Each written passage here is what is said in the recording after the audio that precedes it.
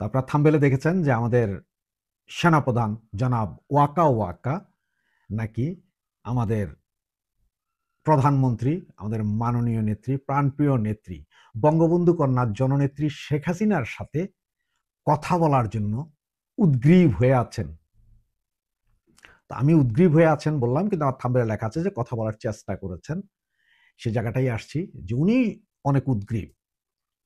খবরটা আসলে আমি আরো একদিন আগে পেয়েছিলাম, কিন্তু শিওর হতে পারিনি যে আসলে কি এটা কি ফলস নিউজ নাকি নিউজ, সত্য নিউজ তা জানার জন্য সর্বশেষ গত ১ ঘন্টা আগে আমি যতটুকু জানতে পারলাম, তাতে হচ্ছে যে আমাদের এই সেনাপ্রধান তিনি নাকি আমাদের প্রধানমন্ত্রী, মাননীয় প্রধানমন্ত্রীর সাথে কথা বলার জন্য ইন্ডিয়ার সামরিক বাহিনীর প্রধানেরকে ফোন দিয়েছিলেন, এবং ফোন দিয়ে উনি বলেছেন যে যেকোনো উপায়ে হোক, যেকোনোভাবে হোক তাকে যাতে আমাদের মাননীয় প্রধানমন্ত্রী বঙ্গবন্ধু কন্যা শেখ হাসিনার সাথে অন্তত ১টা মিনিট কথা বলার সুযোগ করে দেয়।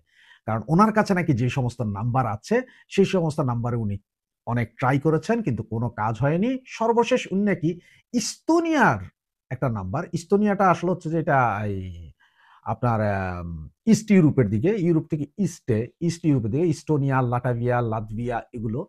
তো ইস্তোনিয়ার একটা নাম্বার থেকে আমি পুরো নাম্বারটা আপনাদের বলছি না, শুধু কান্ট্রি কোডটা বলে দিচ্ছি 372 372। তো আপনারা অনেকে যারা হয়তো আমাদের মাননীয় প্রধানমন্ত্রীর সাথে কথা বলেছেন বা কথা বলেন, তারা হয়তো জানতে পারেন যে এই কোড দিয়ে বা ইস্তোনিয়ার কোনো নাম্বারে আপনারা কথা বলেন কিনা। আমি যেহেতু আজ পর্যন্ত কখনো কথা বলিনি, সুতরাং আমি এই বিষয়টাতে জানিই না যে উনি কোন নাম্বার ব্যবহার করেন, কিভাবে ব্যবহার করেন তাও জানি না। তো আমাদের সেনাপ্রধান নাকি সেই ইন্ডিয়ান চিফকে বলেছেন, সেনা চিফকে বলেছেন যে উনি এই নাম্বারটাতে বেশ কিছু মেসেজ দিয়েছেন। ৩ দিন যাবৎ মেসেজ কি সিন হচ্ছে কি হচ্ছে না তাও বোঝা যাচ্ছে না। উনি ফোন দিলে এই ফোনও বন্ধ পাওয়া যাচ্ছে, এবং ওনার মেসেজের কোনো রিপ্লাই আসছে না। উনি যেকোনো উপায়ে আমাদের মাননীয় প্রধানমন্ত্রী বঙ্গকন্যা শেখ হাসিনার সাথে ১টা মিনিটের জন্য কথা বলতে চান। অনেক ভুল বুঝাবুঝি হয়েছে। এগুলার থেকে উনি মুক্তি পেতে চান। উনি নাকি ঘুমোতে পারছেন না। তো কেন উনার এই বোধোদয় হলো তা জানার জন্য আমরা ছোট্ট একটা ভিডিও দেখে আসি। ভিডিওটা দেখি, এরপরে আরো ৩টে ইন্টারেস্টিং ঘটনা বলবো, যেটা হয়তো আপনারা কল্পনাও করতে পারেননি। ধন্যবাদ। ভিডিওটা দেখুন, এরপরে আসছি।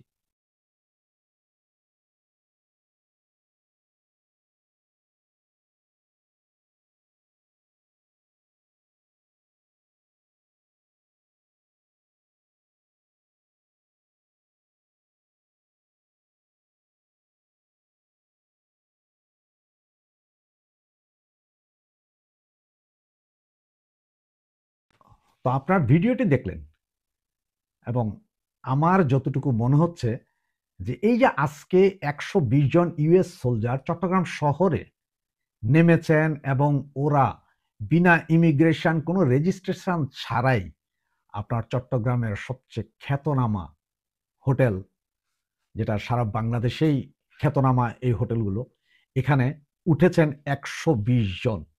এটা আপনারা সবাই জানেন অলরেডি। গতকাল থেকে এটা সমস্ত ফেসবুকে ছেয়ে গিয়েছিল। এই ভিডিওটা আমি প্রথম পাওয়ার পরেই ফেসবুকে দিলাম, এরপরে লক্ষ লক্ষ আপনার শেয়ার হয়েছে, বিভিন্ন জন ডাউনলোড করেও দিয়েছে, সুতরাং আপনারা সবাই জানেন। তো এই ১২০ জন সেনা কর্মকর্তা কি দরকার এই মুহূর্তে? এর আগেরই আছে প্রায় ১,৫০০ সেনা, ইউএস সেনা। এবং আপনারা জানেন চট্টগ্রামের কক্সবাজারের অদূরে আপনার মহেশখালী একটা দ্বীপ আছে, আমাদের মহেশখালী দ্বীপ, যেটাতে আপনার যে মহেশখালী দ্বীপে, যেখানে আমাদের এই জননেত্রী শেখ হাসিনার আমলে $1.2 বিলিয়ন দিয়ে একটি গভীর সমুদ্র বন্দর এবং সাবমেরিন স্টেশন, যেখানে ৬টি পারমাণবিক সাবমেরিন দাঁড়াতে পারবে, রসদ নিতে পারবে, ওই ধরনের একটা টার্মিনাল নির্মাণ করেছিলেন। এবং এটা এত গভীরে যে এই গভীরতায় যদি কোনো সাবমেরিন চলে যায়, পৃথিবীর কোনো পারমাণবিক বোমা দিয়েও এই সাবমেরিন কিছু করতে পারে না। ওই জায়গাটা পুরোটা সেনাবাহিনী, আমেরিকান সোলজারদের হাতে। তার কারণটা কি? আপনাদের কি মনে হয় না যে এইসব কারণে সবকিছু দেখে এবং উনি খুব ভয়ে ভীত হয়েই উনি ফোন দিয়েছেন যে শেখ হাসিনা ছাড়া মনে হয় আর বাঁচার কোনো উপায় নেই, সুতরাং আমি এখন শেখ হাসিনার সাথে কথা বলি। তার কারণ হচ্ছে যে আমাদের জননেত্রী শেখ হাসিনা একসময় বলেছিলেন বারবার বলেছিলেন সাদা চামড়ার একজন বা বেশ কিছু লোক আমাকে সেন্ট মার্টিন দিয়ে দিতে বলে, বঙ্গোপসাগরে দিয়ে দিতে বলে, যদি দিয়ে দিতে পারি আমি ক্ষমতায় থাকতে পারবো। আজকে সেটারই পুনরাবৃত্তি হচ্ছে না। এই 120 জন সেনাবাহিনীর এইসব লোক, এরা কারা? এবং সবচেয়ে ইন্টারেস্টিং খবর আরেকটি, সেটি হচ্ছে যে ডক্টর আসিফ নজরুল সাহেব, উনি ফোন দিয়েছিলেন ইন্ডিয়ান পররাষ্ট্র সচিবকে। উনি তাকে অনুরোধ করেছেন যে যে কোনো উপায়ে হোক বা যে কোনো ভাবে হোক ওনার সেফ এক্সিটের ব্যবস্থা করার জন্য। এখন আপনারা হয়তো অনেকে বলতে পারেন যে ভাই উনি তো বাংলাদেশে আছে, ওনার কি সেফ এক্সিট, ওনার কেন সেফ এক্সিট দরকার? সেফ এক্সিট দরকার আছে ওনার, এবং আবার এটাও বলতে পারেন যে ইন্ডিয়ার কাছে কেন সেফ এক্সিট দরকার? হ্যাঁ ভাই, ইন্ডিয়ার কাছেই ওনার সেফ এক্সিট দরকার, কারণ উনি বুঝে গেছেন যে যে কোনো মুহূর্তে অঘটন ঘটবে। উনি সবচেয়ে বেশি টেন্স যে যদি সেনাবাহিনী ক্ষমতা নেয় তাহলে তো ওনাদের অ্যারেস্ট করে ঝুলাই ফেলবে। সুতরাং সেনাবাহিনী ক্ষমতা নিলে যাতে ইন্ডিয়ান গভর্নমেন্ট ওনাকে এখান থেকে উদ্ধার করে, সেফ এক্সিট এটা। অথবা যদি শেখ হাসিনার গভর্নমেন্ট আবার এই মুহূর্তে ফিরে আসে যে কোনো মুহূর্তে, ওনাদের তো ফাঁসিতে ঝুলাবে। সুতরাং ওনার সেফ এক্সিট দরকার, এবং এটা করতে পারে একমাত্র ইন্ডিয়া, আর কেউ না। যার কারণে উনি ইন্ডিয়ান পররাষ্ট্র সচিবের কাছেই ফোন দিয়ে এই অনুরোধ করেন, এবং ইন্ডিয়ান পররাষ্ট্র সচিব বলেছেন আপনার বিষয়ে এইসব ভার্বাল আপনি ফোনে আমারে বললেন হবে না, আপনি লিখিত চিঠি দেন, গভর্নমেন্টের লিখিত চিঠি দেন, সেই চিঠির উপরে আমরা অ্যাকশন নিব। সেই চিঠি যদি না দিতে পারেন এসব মুখের কথায় আমরা কিছুই করতে পারবো না, আপনি লিখিত চিঠি দেন, আমরা বিবেচনা করব। সবচেয়ে মজার কাহিনী এগুলো। তাহলে সেনাপ্রধান কেন এত ব্যতিব্যস্ত আমাদের নেত্রীর সাথে কথা বলার জন্য? সেনাপ্রধানের আবার কি পরিকল্পনা আছে? এই সেনাপ্রধান কি বুঝে গেছেন যে উনি কিছুদিনের ভিতরে ওনার ক্ষমতা হারিয়ে উনি ঝুলে যাবেন, বা ওনাকে মব জাস্টিস করা হবে, ওনাকে জুতার মালা দেওয়া হবে, যেটার জন্য আমাদের প্রধানমন্ত্রীর কাছে এখন ক্ষমা চাইতেছেন যে আমার ক্ষমা হয়ে গেছে, আমি তখন বিবেক দিয়ে করি নাই, আবেগে করেছি, আমাকে ক্ষমা করে দেন, আমাকে ক্ষমা করে দেন। তোকে কি ক্ষমা করা যাবে? ওকে কি ক্ষমা করা যাবে? ওকে ক্ষমা করা যাবে না। ওদের সবার মনেই ভয় ঢুকে গেছে যে আওয়ামী লীগের এইসব মিছিল দেখে, এবং যেইভাবে আওয়ামী লীগ গেরিলা কায়দায় তাদের সহকর্মীদেরকে ধরার পরে ছিনিয়ে নিয়ে আসছে, তাতে সেনা, পুলিশ, এই সরকার, গোয়েন্দা বিভাগ সবার কাছে খবর হয়ে গেছে যে কিছু একটা হচ্ছে বা হবে, এবং আগামী 72 ঘন্টার ভিতরে আরো অনেক কিছু হবে, যা আমি আপনাদের সামনে তড়িৎ বেগে নিয়ে আসার চেষ্টা করব। অস্থির বাংলাদেশে নতুন করে আরেকটি বিষয়ের অবতারণা হয়েছে। ক্ষমতাসীন ইউনূস সরকার ইতোমধ্যে বিভিন্ন সংস্থার মাধ্যমে রিপোর্ট পেয়েছে যে পদ্মার অপর পারে, অর্থাৎ বৃহত্তর খুলনা, বৃহত্তর বরিশাল, বৃহত্তর ফরিদপুরে সরকারের নিয়ন্ত্রণ ভেঙে পড়েছে। ভয়াবহ দুশ্চিন্তার ভিতরে তারা, এবং সেখানে কোনোভাবে কোনো প্রশাসন কাউকে দিয়ে কিছু নিয়ন্ত্রণ করা যাচ্ছে না। সে বিষয়টা নিয়ে আপনাদের সঙ্গে কথা বলতে চাচ্ছি। সরকার আগামীতে নির্বাচন করবেন এমন একটি ঘোষণা দিয়ে সীমানা পুনর্নির্ধারণ সংক্রান্ত যে সিদ্ধান্ত, তার ভিতরে ভাঙ্গা উপজেলার 2টি ইউনিয়ন পরিষদকে অন্যত্র সরিয়ে দেওয়া, আরও কিছু বিষয়ে ব্যত্যয় ঘটাবার কারণে বাগেরহাটে এবং ভাঙ্গায় ব্যাপক বিক্ষোভের সৃষ্টি হয়েছে। এই বিক্ষোভ বিশেষ করে ভাঙ্গা অঞ্চলে এমন পর্যায়ে পৌঁছে গেছে যে এখন আর কোনোভাবে প্রশাসনের নিয়ন্ত্রণে নেই। পুলিশের সদস্যরা, সেনাবাহিনীর এবং যারা সিভিল অ্যাডমিনিস্ট্রেশনের, তারা কেউ মসজিদে, কেউ অফিসে, কেউ হাত করজোড় করে বিভিন্নভাবে আত্মরক্ষার চেষ্টা করেছেন। জনগণের ক্ষোভ এতটা ভয়ঙ্কর আকার ধারণ করেছে যে সেখানে যে কিছুই করা যাবে না, এজন্য জেলা ম্যাজিস্ট্রেট ইতোমধ্যে একটি রিপোর্ট দিয়েছেন। আমাদের কাছে তথ্য অনুযায়ী এনএসআই, ডিজিএফআই এবং পুলিশের এসবি থেকেও পৃথক পৃথক রিপোর্ট দিয়ে বলা হয়েছে যে এতটা বেপরোয়া হয়ে গেছে তাদের ভাষায় যে এদেরকে কোনোভাবে প্রশাসনিক উপায়ে নিয়ন্ত্রণ করার মতো পরিস্থিতি এখন আর বিদ্যমান নেই। এবং তাদের এই যে ভয়ঙ্কর একটা ক্ষোভ, এই ক্ষোভটা বৃহত্তর বরিশাল, বৃহত্তর খুলনা, বৃহত্তর ফরিদপুরে ছড়িয়ে গেছে। গোপালগঞ্জে এনসিপি মিটিং করতে গিয়ে যে ভয়ঙ্কর পরিস্থিতির মুখোমুখি হয়েছিল, সেটা নাকি এখন সর্বত্র এমনভাবে সেই স্পিরিটটা ছড়িয়ে পড়ছে যে আতঙ্কিত বর্তমান ইউনূস সরকার। ফলে ইউনূস সরকারের একাধিক উপদেষ্টা যারা বাইরের সঙ্গে বিভিন্নভাবে সংযুক্ত থাকেন, তারা রিপোর্ট করেছেন যে পরিস্থিতি নিয়ন্ত্রণের বাইরে সর্বত্র চলে যাচ্ছে। আসিফ নজরুল সরকারের 2টা মন্ত্রণালয়ের উপদেষ্টা, তিনি জিল্লুর রহমান সাহেবের সঙ্গে একটা টেলিভিশন প্রোগ্রামে বলে ফেলছেন যে আওয়ামী লীগ যদি নির্বাচন করার সুযোগ পায় তাহলে দোজক হয়ে যাবে। অর্থাৎ নির্বাচন নিয়ন্ত্রণ করবে সরকার বা নির্বাচন কমিশন, দোজক হয়ে যাওয়া মানে আওয়ামী লীগ এত ভোট পাবে যে সেখানে আর কিছুই করার থাকবে না। জিল্লুর রহমান তাকে বলছিলেন এটা কে নিয়ন্ত্রণ করবে, এর সিদ্ধান্ত কে দেবে, জনগণ যাকে ভোট দেয় সেই তো হবে। সেখানে তিনি বলে ফেললেন, অর্থাৎ আসিফ নজরুল বলে ফেললেন যে অন্ধ আওয়ামী লীগের সাপোর্টাররা আছে। তার মানে অতীতে যেটা বলতেন এখন আর সেটা নাই। অতীতে বলতেন আওয়ামী লীগকে কেউ ভোট দেবে না, তারা জোর করে নির্বাচনের মাধ্যমে নির্বাচিত হতে চায়, সাজানো বানোয়াট নির্বাচনে। এখন বলছে আওয়ামী লীগকে মানুষ ভোট দিয়ে দেবে, অর্থাৎ আওয়ামী লীগকে ভোট দিয়ে দিলে দোজক হয়ে যাবে তার ভাষায়। এখন মানুষের ভোটাধিকার, মানুষের পছন্দ করার অধিকার, এইটাও তারা আর দিতে রাজি হচ্ছে না। আসলে তারা ভোট দেবে না, এগুলো ভণ্ডামি, আসলে কোনো ভোট দেবে না। এরা চায় বিএনপি, জামাত, এনসিপি অন্যদের ভিতরে বিরোধ লাগিয়ে টাগিয়ে কোনোভাবে অস্থিতিশীল পরিস্থিতি সৃষ্টি করে যতটা সময় ক্ষমতায় থাকা যায়, আর আওয়ামী লীগের নামক একটা জুজুর ভয় দেখিয়ে তোমরা সবাই এক থাকো, তোমরা বিভাজিত হয়ে না, আওয়ামী লীগ আসতেছে, আওয়ামী লীগ আসতেছে, ভারত সাহায্য করবে, এই জাতীয় একটা জুজুর ভয় দেখিয়ে এই অনির্বাচিত ব্যক্তিরা আরো কিছুদিন ক্ষমতায় থেকে দুর্নীতি, ক্ষমতার অপব্যবহার এবং আওয়ামী লীগ সহ 14 দলের নেতৃবৃন্দদেরকে ক্যাঙ্গারু কোর্টের মাধ্যমে সাজানো বিচার প্রক্রিয়ার মাধ্যমে সাজা দিয়ে মনে করে যে আওয়ামী লীগকে তারা নিবৃত্ত করতে পারবে। এই নির্বোধদের কোনো ধারণাই নাই। বঙ্গবন্ধুকেও তো মৃত্যুদণ্ড দেওয়া হয়েছিল, সেই মৃত্যুদণ্ডের পরে বঙ্গবন্ধুর মৃত্যুদণ্ড কার্যকর করতে পেরেছিল। 1/11 সময় শেখ হাসিনাকে নির্ঘাত সাজা দেওয়ার চেষ্টা হয়েছিল, পেরেছিল, পারেনি। 75-এর 15 আগস্টের পরে আওয়ামী লীগকে বিনাশ করে দিয়েছে, এই ধারণায় বঙ্গবন্ধুর খুনিদের দায় মুক্তি দেওয়া হয়েছিল, পেরেছে, পারেনি। যুদ্ধ অপরাধীদের মন্ত্রী করা, রাষ্ট্রপতি করা, প্রধানমন্ত্রী করা, নানাভাবে মুক্তিযুদ্ধের চেতনা ধ্বংসের চেষ্টা করা হয়েছিল, পেরেছে, তারা পারেনি। এর সঙ্গে নতুন করে যুক্ত হয়েছে লন্ডনে শরণাতীতকালের সবচেয়ে বড় সমাবেশ হয়েছে, ইউনূস বিরোধী সমাবেশ। 2টি স্লোগান ছিল, একটা শেখ হাসিনার প্রত্যাবর্তন, আর একটা ছিল ইউনূসের পদত্যাগ এবং তারা যে অন্যায় করেছে তার বিচার দাবি। লন্ডন থেকে বাংলাদেশ হাই কমিশন এবং বিভিন্ন মাধ্যমে সরকারকে রিপোর্ট করা হয়েছে যে লন্ডনের ইতিহাসে কোনোদিন এত বড় সমাবেশ, এত ক্ষোভ হয়নি এবং এখানে স্বতঃস্ফূর্ত ছিল।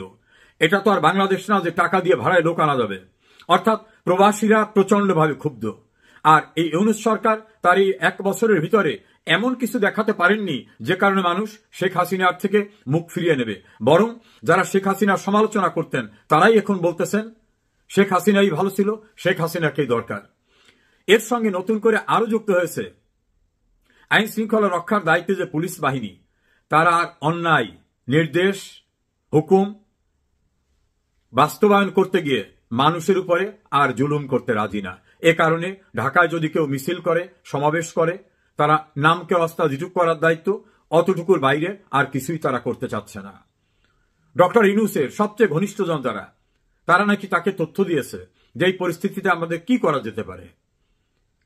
এখনো তারা কোন সিদ্ধান্তে আসতে পারেন নাই কি করবেন। কোনোভাবেই পুলিশকে যা ইচ্ছে তাই করতে নির্দেশ দিয়েও কিছু করানো যাচ্ছে না। 3.5 লাখের উপরে মানুষ গ্রেপ্তার করে ঠেকানো যাচ্ছে না। ঢাকার রাস্তায় ব্যস্ততম সময়ে ব্যস্ততম রাস্তায় মিছিল হয়ে যাচ্ছে, মিছিলের পরিসর বাড়তেই আছে এবং মানুষের ভিতরে তীব্র ক্ষোভ। সব মিলে ইউনূস এখন কি করবেন সে জাতীয় একটা ভয়ঙ্কর দুশ্চিন্তার ভিতর তিনি পড়ে বারবার তার ছোট্ট ক্যাবিনেটকে নিয়ে বসছেন। কেউ তাকে সন্তোষজনক কিছু বলতে পারছেন না। চূড়ান্তভাবে তারা বলছেন যে আওয়ামী লীগ ভোটে আসলে নির্বাচিত আওয়ামী লীগ হয়ে যাবে, তাকে আর ঠেকানো যাবে না। এই নির্বাচন যদি নিরপেক্ষভাবে হয় তাতেও আওয়ামী লীগ হয়ে যাবে। এটাই হচ্ছে একাধিক গোয়েন্দা সংস্থা থেকে সরকারের কাছে দেওয়া রিপোর্ট। আমি নিশ্চিত করে বলছি, সরকারের একাধিক গোয়েন্দা সংস্থা রিপোর্ট দিয়ে বলেছে আওয়ামী লীগ নির্বাচনের সুযোগ পেলে কঠিন পরিস্থিতি হয়ে যাবে। তারা তো আর এই কথা বলতে পারে না যে আওয়ামী লীগ জিতে যাবে, কিন্তু রিপোর্টের ভাষার যে মিনিংটা, সেই মিনিংটা হচ্ছে আওয়ামী লীগ নির্বাচনে আসলে ইউনূস সরকার বা তার দ্বারা তৈরি করা জামাত, এনসিপি তাদের অস্তিত্ব থাকবে না। বরং যারা এই জুডিশিয়াল ক্লিন করার চেষ্টা করতেছে, মব করেছে, রাষ্ট্রের ভিতরে রাষ্ট্রদ্রোহিতা করেছে, অন্যায় অপরাধ করেছে, তাদের যে ভয়ঙ্কর বিচারে মুখোমুখি হতে হবে এটা একেবারে মোটামুটি তারা নিশ্চিত, এভাবে রিপোর্ট দিয়েছেন। অন্যদিকে বিএনপি সিদ্ধান্তহীনতায় তারেক রহমান বাংলাদেশে ফিরবেন এরকম কোন সম্ভাবনার কথা বিএনপির দায়িত্বশীল কেউই বলতে পারছেন না। জনসভায় কর্মীদেরকে সন্তুষ্ট করার জন্য যেটা বলার সেটা বলছেন। এই অস্থির অবস্থায় যে কোনো সময় বিস্ফোরণ হয়ে যাবে বাংলাদেশে। সেই বিস্ফোরণ আগ্নেয়গিরির যেমন বিস্ফোরণ হয় অনুরূপ বিস্ফোরণ হবে। রাস্তাঘাটে সর্বত্র আওয়ামী লীগ, 14 দলীয় জোট, মুক্তিযুদ্ধের পক্ষের সবাই মিলে একত্রিত হয়ে রাস্তায় নেমে যাবে। মির্জা ফখরুল ইসলাম আলমগীর ইতোমধ্যে ইন্টারভিউতে বলে ফেলছেন, আমরা কোনো রাজনৈতিক দল বাতিলের পক্ষে না। স্ট্যান্ডিং কমিটির মেম্বার সালাউদ্দিন সাহেব বলছেন, সব যদি বন্ধ করে দেয়, ব্যান্ড করে দেয়, তো ইলেকশন হবে কার সঙ্গে? এটার দ্বারা নাকি ইউনূস সরকার মেসেজ পেয়ে গেছেন যে দল বাতিলের সিদ্ধান্ত, তারা কাগজটা দিয়ে একটা বাতিলের সিদ্ধান্ত নিলেও আওয়ামী লীগ যে বাতিল করে বন্ধ করে করা যাবে না, এটা যেমন রাস্তায় দৃশ্যমান, অনুরূপভাবে বিরোধী রাজনৈতিক দলেও কোনো সাপোর্ট পাবেন না।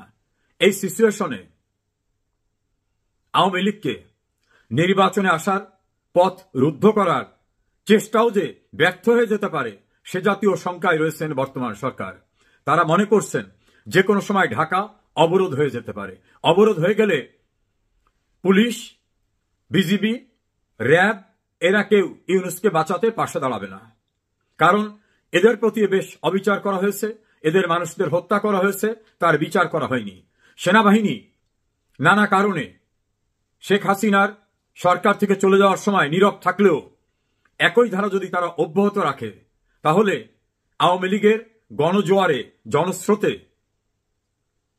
গণভয়ঙ্কর পরিস্থিতির মুখোমুখি ইউনূস এবং তার দোসররা হয়ে পড়লে সেটা কি লিবিয়া, মিশর, ইরাক এ জাতীয় দেশের মতো পরিস্থিতি হতে পারে এমন শঙ্কাও তারা বোধ করছেন। ডক্টর মোহাম্মদ ইউনূস এবং তার উপদেষ্টারা এখন ভয়ঙ্কর নিরাপত্তাহীনতা বোধ করছেন। এই পরিস্থিতিতে তাদের নাকি পাহারা দেবার জন্য নিরঙ্কুশভাবে কোনো বাহিনীও আর সক্রিয়ভাবে ভূমিকা রাখবে এটা তাদের ধারণা যে রাখবে না। এই আতঙ্কের ভিতরে ইউনূস এখন। এটা অস্বাভাবিক না যে কোনো সময় ইউনূস যে কোনো অজুহাতে দেশ ছেড়ে চলে যেতে পারেন। সেক্ষেত্রে পরবর্তী দায়িত্বে কে আসবেন সেটাই এখন অনেকের আলাপ আলোচনা এবং চিন্তার বিষয়। ইউনূস যে থাকছেন না এবং তিনি যে দেশ ছেড়ে পালাবার সুযোগও পাবেন না এমন আলাপ আলোচনা, এমন পর্যালোচনা, এমন বিশ্লেষণ কিন্তু অনেকেই করছেন। যারা তীব্র আওয়ামী বিরোধী তারাও বলছেন মুক্তিযুদ্ধের পরাজিতরা প্রকাশ্যে রাজনীতি করবেন বিজয়ীর দেশে, আর বিজয়ের যারা মহানায়ক তারা ব্যান্ড হয়ে থাকবেন। এইটা ধরে রাখা, এটা করে রাখা সম্ভব না। এবং যারা সারেন্ডার করেছিল ৭১-এ তারা সেই স্বাধীন দেশে থাকবেন, আর যারা বিজয়ী তারা থাকবেন না, এটা বাস্তবতা না। যে কোনো সময় একটা উত্তাল ঢেউ এসে যাবে যেখানে প্রশাসনের কেউই ইউনূসকে আর রক্ষায় এগিয়ে আসবে না। সে সময় খুব দূরবর্তী না।